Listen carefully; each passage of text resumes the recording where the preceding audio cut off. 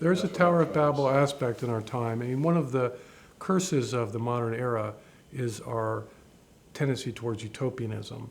So that what that does is it secularizes the eschatological promise of fulfillment and ultimately the consummation of all things in Christ when he returns in glory. So we secularize that and turn that into a political project. And that has, I think, been one of the curses of the modern era, and a consequence of secularization, by the way. It's not that it gets rid of religion, but rather it makes politics often into a religion.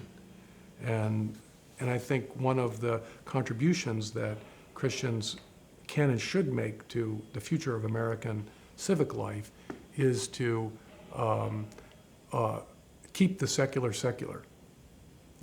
And if you recognize that God is your final end, and that God is the source of our ultimate and final happiness, you're not going to make an idol out of some political candidate or some policy or what have you.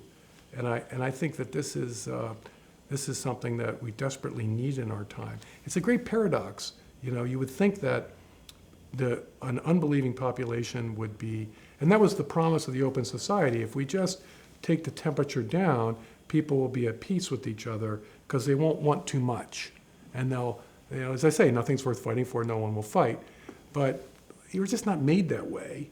And so we're created to give ourselves, and this is John Paul II often said this, we're created to give ourselves away in love. And so, you know, we're going to find a way to do this whether we want to or not. And so the ultimate endpoint of the Open Society Project, I think, is actually to become a factory of idols that bewitch people. And they do terrible things to each other in service to these idols. And so it's my hope that we can restore a proper order of love in our society, because it works as a general atmosphere.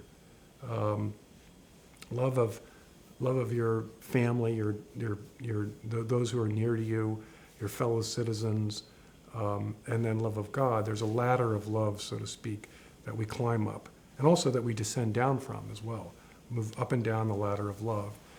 And I think a lot of church leaders and so forth recognize that it's not the case that love, I mean, obviously people can make an idol of the family, and certainly people can make an idol of the nation, but that an atmosphere of love and devotion to limited goods that are genuine goods actually prepares the heart for the highest love, which is love of God.